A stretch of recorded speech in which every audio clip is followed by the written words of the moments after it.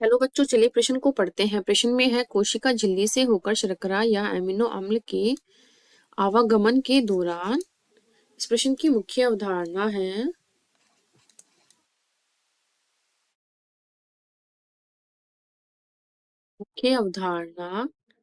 परिवहन।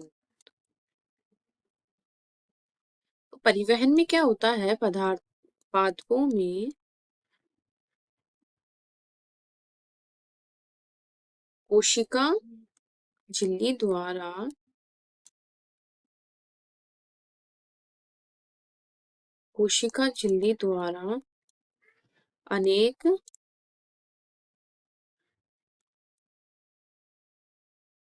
अनेक पदार्थों का परिवहन होता है।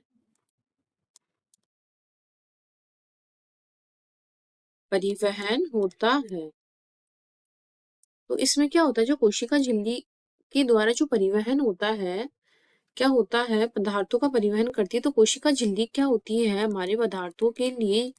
चयनात्मक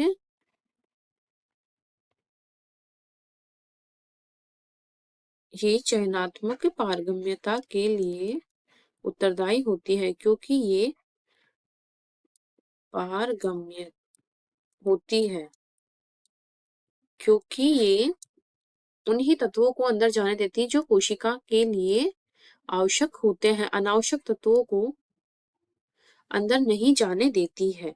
इस प्रकार ये चयनात्मक पारगम्य होती है। अब हमने ये एक कोशिका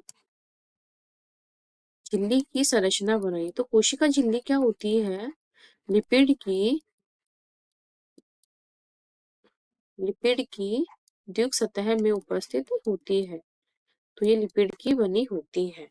अब इसमें क्या होता है, जो Na+ बाहर की ओर जाता है, तो इसमें क्या होता है, Na+ की मात्रा बाहर ज्यादा होती है।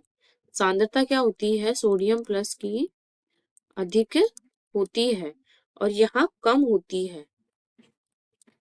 सांद्रता क्या होती है? कम होती है। इस प्रकार जो शर्करा व एमिनो अम्लों का जो ट्रांसफर होता है वो अपने निम्न सांद्रता से उच्च सांद्रता की ओर होता है।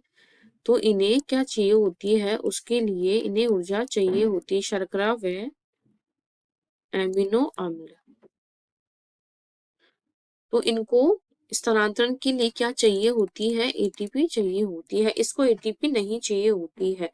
तो ये जो इनका जो ये आवागमन होता है शर्करा एमिनो अम्ल का, ये जो ग्रेडियंट होता है सोडियम का, उसके विपरीत दिशा में होता है। विपरीत क्यों होता है?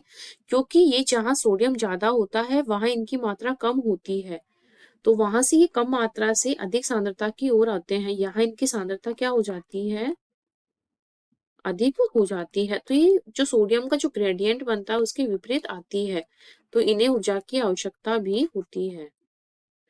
तो इस प्रकार हमारा विकल्प ए सही हो जाएगा। दोनों दिशाओं में गति, ये भी गलत, निश्चित गति नहीं होती, ये भी गलत, और ग्रेडियंट की दिशा में ही गति। तो इस प्रकार सारे विकल्प गलत हो जाएंगे। विकल्प ए हमारा सही हो जाएगा। आशा करती हूँ आपको इस प्रश्न का आज समझ में आया होगा। धन्यवाद।